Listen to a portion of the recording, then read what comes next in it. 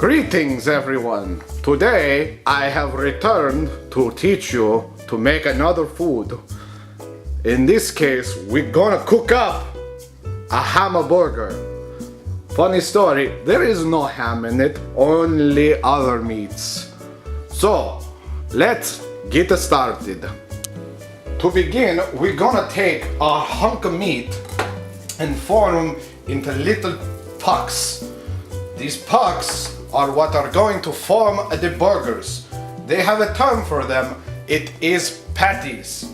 But in a much more professional context, they prefer to be called patricia. So you're gonna take your meat and roll it up first and then start forming it into the patricias. You want to make them nice and a decent size, or else they will cook it too fast. This ain't no McDonald's Burger King where we want to make the meat cook way too fast because the oily teenagers that are making them need to move on to the next one. I am not an oily teenager, I am just an oily man.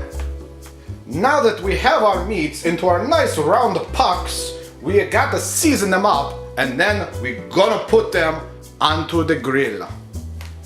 The seasonings do not need to be overly complex. We are not doing anything crazy like black garlic powder or, I don't know, some other stupid hipster garbage.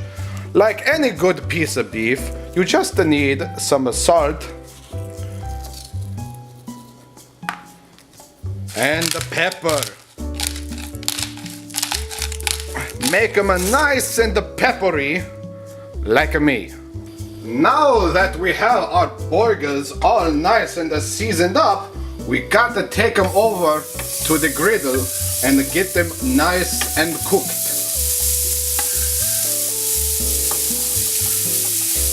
So let them cook, because the sizzle that you hear is like music to my ears. Look at how nice and sizzly they are. You're gonna let them sizzle up for a few minutes until it starts to brown up on the sides, at which point you're gonna want to flip them over. Fun fact, the city of Hamburg, Germany, where the burger idea came from, is also where they use the term hamburger to describe anything. So if you were to steal someone's burger in Hamburg, Germany, you would be a hamburglar and they would have to call the hamburger police. What a crazy country. Now it has come time for us to give these a nice flip. Wow, look at that beautiful crust.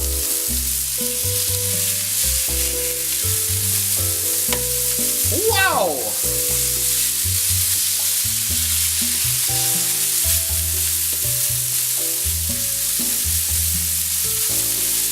While we are waiting for the burgers to finish cooking, we are now going to take some cheese and just slap it on. Do not need to worry, as you can use whatever kind of cheese you like.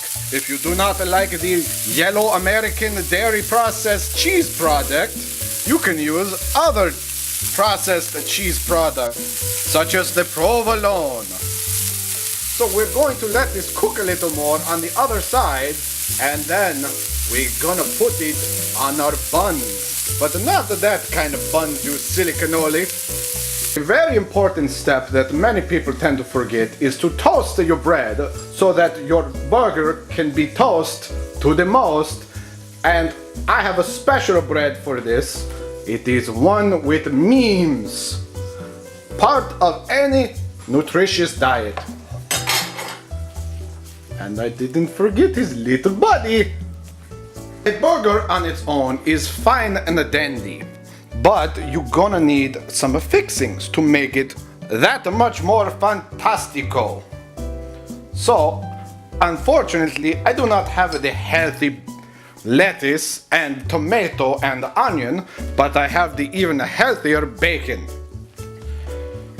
And extremely healthy ketchup. And a more healthy mustard. But you don't have to just put those on there. You can get however crazy you feel like with your burger. In fact, I'm gonna take some pesto and put it on this one because I'm gonna pesto you people into a better culinary world. And before we finish, let me be like the other pretentious food person on the internet and get a look at that lovely cross section. Wow! Look at that burger! So juicy, so tasty. And thus concludes today's lesson. Now go out and make your own burger, or not. Do whatever you want as long as you do not hurt another person. Unless that person is you. Saluto!